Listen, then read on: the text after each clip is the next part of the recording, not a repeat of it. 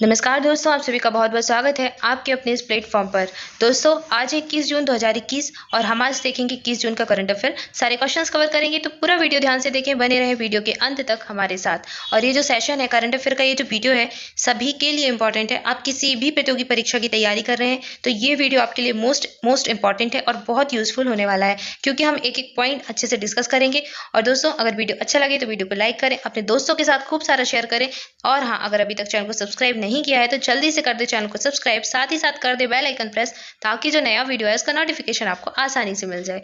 आइए चलिए स्टार्ट करते हैं, देखते हैं आज का करंट अफेयर। पहला प्रश्न देखते हैं। प्रश्न है, विश्व शरणार्थी दिवस निम्न में से किस दिन मनाया जाता है? तो वर्ल्ड रिफ्यूजी डे किस दिन हम सेलिब्रेट करते हैं? वर्ल्ड रिफ्यूजी डे ये हम मनाते हैं 20 जून को। ऑप्शन ए आपका राइट आंसर हो जाएगा। 20 जून को मनाया जाता है वर्ल्ड रिफ्यूजी डे या फिर विश्व शरणार्थी दिवस। स्टार मार्क लगा के नोट कर लें, क्योंकि बहुत इंपॉर्टेंट दिवस है, ये बहुत पूछा जाता है, एग्जामिनर्स का फेवरेट क्वेश्चन है। ठीक है, इसके बाद इस वर्ष जो मना रहे हैं 2021 की जो थीम हो जाएगी, together we heal learn and shine, ये 2021 की थीम हो जाएगी। इस थीम के साथ जो ये दिवस है सेलिब्रेट किया गया 20 जून को। ठीक है, इसके बाद आपको क्या याद रखना है, एक इससे संबंधित कन्वेंशन है, UN refugee convention, United nation की रिफ्यूजी कन्वेंशन है, जो कि कब हुई थी? 1951 में, 1951 में, 1951 में ये कन्वेंशन हुई थी। याद रखिए, कभी कभी पूछ लेते हैं। ठीक है, और इस प्रश्न का सही उत्तर था ऑप्शन ए 20 जून। आइए बढ़ते आगे, अगला प्रश्न देखते हैं। अगला प्रश्न है, अंतर्राष्ट्रीय योग दिवस इनमें से किस दिन मनाया जाता है? तो आप सभी जानते ही होंगे ये किस दिन मनाते हैं। आज के दिन हम सेलिब्रेट कर रहे हैं अंतर्राष्ट्रीय योग दिवस। और आज कितनी तारीख है? आज है 21 जून। ऑप्शन बी आपका राइट आंसर हो जाएगा, 21 जून।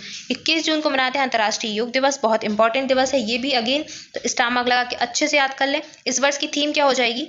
Yoga for well being, yoga for well being, ये इस वर्ष की थीम हो जाएगी। अच्छा, 2021 में ये दिवस हम मना रहे हैं और ये 7वें नंबर का दिवस है, यानी कि ये 7वें नंबर का दिवस है जो हम मना रहे हैं, 7वें क्रम का। ठीक है, इससे पहले हम 6 बार और मना चुके हैं। अब 6 बार मना चुके तो 6 साल पीछे चले जाइए, यानी कि 2015। तो 2015 में इस दिवस को पहली बार मनाया गया था। फर्स्ट टाइम 2015 में सेलिब्रेट किया गया था।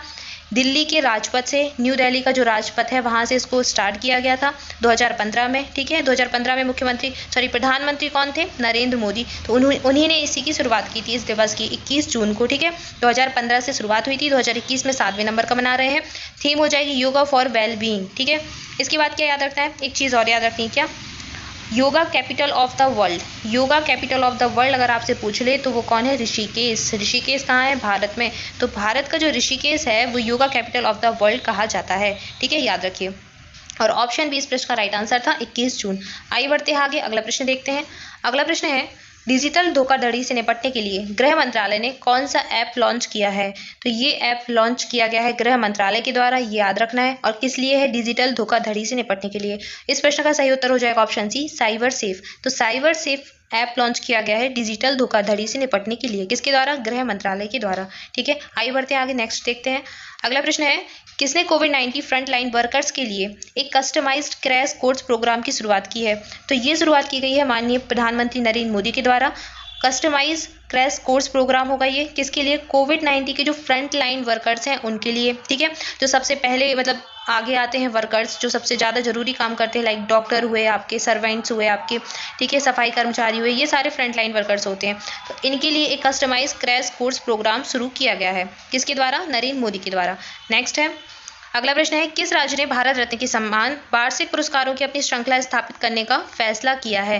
तो ये करने वाला है असम राज्य। प्रारंभ, ऑप्शन ए आपका राइट आंसर हो जाएगा। तो ये भारत रत्न के समान एक वार्षिक पुरस्कारों की श्रृंखला प्रारंभ करेंगे, वार्षिक पुरस्कार प्रदान करेंगे। ठीक है, विभिन्न क्षेत्रों के लोगों को, विभिन्न क्षेत्रों में जो अच्छे कार्य किए होंगे लोगों ने, तो उन्हें ये पुरस्कार प्रदान किया जाएगा। किसके द्वारा? असम के द्वारा। अब असम के मुख्यमंत्री कौन है? तो हेमंत सोरेन। इंपॉर्टेंट नाम है, क्योंकि असम में हुए थे अभी चुनाव और हेमंत सोरेन ने ली थी मुख्यमंत्री पद की शपथ। तो याद रखना है इनका नाम।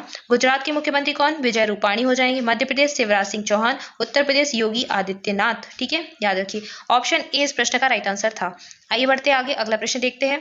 अगला प्रश्न क्या है, केंद्रीय मंत्रिमंडल ने जैव विविधता, जलवायु परिवर्तन के प्रभाव पर अध्ययन करने के लिए किस मिशन को मंजूरी दी है?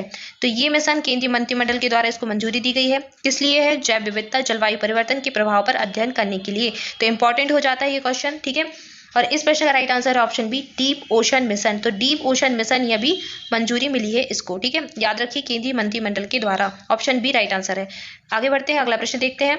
नेक्स्ट है, भारत के किस राज्य में खोजी गई टिड्डीग्रैड्स की स्टाइगार्टक्स कैरलेंसिस प्रजाति का नाम किस राज्य पर रखा गया है? तो आपको इस नाम में ही राज्य का नाम दिख जाएगा, ढूंढकर देखिए क्या नाम है। केरल नजर आ रहा है यहाँ कहीं पर, तो इस प्रश्न का सही उत्तर भी क्या हो जाएगा? केरल। ऑप्शन ए आपका राइट आंसर हो जाएगा। अब ये टिड्डीग्रैड्स होते क्या है? ये टिड्डीग्रैड्स होते हैं एक प्रकार के जानवर जो कि बहुत सूक्ष्म होते हैं। इनको देखने के लिए सूक्ष्मदर्शी का प्रयोग किया जाता है। आप देख सकते हैं इमेज में, ठीक है, बहुत छोटी छोटी संरचना दिख रही होगी। आइए जानते हैं इसके बारे में और कुछ। तो टिड्डीग्रैड्स जो होते हैं इतने छोटे होते हैं कि इनका अध्ययन करने के लिए उच्च अंत सूक्ष्मदर्शी की आवश्यकता होती है। आमतौर पर मॉस पिगलेट और वाटर वियर कहे जाने वाले ये अपने छोटे आकार के बावजूद पृथ्वी पर सबसे कठोर जानवरों में शुमार होते हैं। ठीक है, तो ये जानवर जो है अभी इनकी एक नई प्रजाति खोजी गई है जिसका नाम केरल राज्य के ऊपर रखा गया है और ये केरल में ही खोजी गई है। ठीक है, याद रखिए ऑप्शन ए इस प्रश्न का राइट आंसर था। आइए बढ़ेंगे आगे, अगला प्रश्न देखेंगे। अगला प्रश्न है, क्यूबा में भारतीय राजदूत के रूप में किसे नियुक्त किया गया है? तो ये नियुक्त हुए हैं doctor S Janaki Raman. Option A right answer हो जाएगा। क्यूबा के भारतीय राजदूत बन गए हैं, क्यूबा राज्य में जाएंगे भारतीय राजदूत के रूप में डॉक्टर एस जानकी रमन। ठीक है, अगला प्रश्न है, भारत ने सौर ऊर्जा क्षेत्र में परियोजनाओं के वित्त पोषण के लिए किस पड़ोसी देश को $100 मिलियन की देने की घोषणा की है? तो 100 मिलियन की जो है सहायता देगा कौन? भारत। किस पड़ोसी देश को? तो ये देने वाला है श्रीलंका को। सौर ऊर्जा क्षेत्र में परियोजनाओं के वित्त पोषण के लिए श्रीलंका को देंगे $100 मिलियन भारत सरकार। ठीक है, याद रखिए ऑप्शन बी राइट आंसर है। अच्छा, आपको इसमें क्या याद रखना है? इंपॉर्टेंट है क्षेत्र का नाम। ठीक है, राशि इतनी इंपॉर्टेंट नहीं है, क्षेत्र का नाम है। तो सौर ऊर्जा क्षेत्र परियोजनाओं का वित्त पोषण किया जाएगा। ठीक है, याद रखिए। अगला प्रश्न देखते हैं। अगला प्रश्न है, फ्लाइंग सिख के नाम से मशहूर किस व्यक्ति की 91 वर्ष की उम्र में कोरोना के चलते निधन हो गया? तो इमेज में देखकर आप सभी पहचान ही गए होंगे, ये है लीजेंड मिल्खा सिंह। ठीक है, तो ये भारत के बहुत बड़े अच्छे धावक हैं, बहुत महान। तो लीजेंडरी इंडियन स्प्रिंटर हैं ये मिल्खा सिंह, और इनका अभी हाल ही में हो गया है निधन कोविड-19 के चलते। ठीक है, लगभग 1 महीने से कोविड-19 से लड़ाई कर रहे थे और इसके बाद इनका भी निधन हो गया है। मिल्खा सिंह का इमेज में आप देख सकते हैं। और ये जो मिल्खा सिंह के साथ खड़े हैं ये है फरहान अख्तर, आप जानते होंगे ये एक्टर हैं, और इनके जीवन पर एक मूवी बनी है मिल्खा सिंह के जीवन पर, भाग मिल्खा भाग नाम से मूवी बनी है जिसमें मिल्खा सिंह की भूमिका निभाई है फरहान अख्तर ने। ठीक है, तो मूवी का नाम भी याद रख सकते हैं आप। आइए जानते हैं इनसे संबंधित जानकारी जो बहुत इंपॉर्टेंट है। इनका जन्म हुआ था पंजाब में। पंजाब में एक गोविंदपुर नाम की जगह है, वहां पर इनका जन्म हुआ था। इनकी एक ऑटोबायोग्राफी है या फिर इनके जीवन पर एक बुक है, याद रखिए इसका नाम बहुत इंपॉर्टेंट है, the race of my life. The race of my life autobiography है मिल्खा सिंह की। इनके रिकॉर्ड्स और ऑनर्स क्या हैं, इनके जो अवार्ड्स हैं वो देख लेते हैं। 4 बार इनको गोल्ड मिल चुका है, कहाँ पर? एशियन गेम्स में। तो कब कब मिला ये देखते हैं। 1958 में इन्हें 2 गोल्ड मिले। पहला गोल्ड इनका 1958 का ही था और इन्हें मिला था कहाँ पर? टोक्यो एशियन गेम में, जो कि जापान के टोक्यो में हुए थे, वहां पर मिला था। एक मिला था इनको 200 मीटर कैटेगरी में और एक मिला था इनको 400 मीटर की कैटेगरी में। ठीक है, इसके बाद 1958 में ही इनको कॉमनवेल्थ में भी गोल्ड मिला था 440 यार्ड्स की कैटेगरी में। इसके बाद नेक्स्ट था इन्हें 1962 में इनको एशियन गेम में गोल्ड मिला, कहाँ पर? जकार्ता, इंडोनेशिया की जकार्ता में जो एशियन गेम हुए वहां पर इनको 2 गोल्ड मिले, एक 400 मीटर में मिला और एक 4x400 मीटर रिले में मिला इनको। ठीक है, तो इंडोनेशिया के जकार्ता में 2 गोल्ड मिले 1962 में और 2 गोल्ड मिले इनको 1958 में, कहाँ पर? टोक्यो के एशियन गेम में। ठीक है, तो 2 जकार्ता, 2 टोक्यो और एक कॉमनवेल्थ 1958 में हो गए। ठीक है, याद रखिए। तो 4 हो गए एशियन में और एक कॉमनवेल्थ में, हो गए ना। इसके बाद क्या है? इसके बाद इनको पद्मश्री भी मिल चुका है भारत सरकार के द्वारा और 1958 में इनको पद्मश्री सम्मान से सम्मानित किया गया था। ठीक है, तो ये इनके अवार्ड थे। आइए देख लेते हैं आज के लिए आपका प्रश्न। आज के लिए आपका प्रश्न है, किस डिजिटल पेमेंट कंपनी ने वैक्सीन स्लॉट बुक करने की सुविधा लॉन्च की है? इस प्रश्न का सही उत्तर आपको देना है।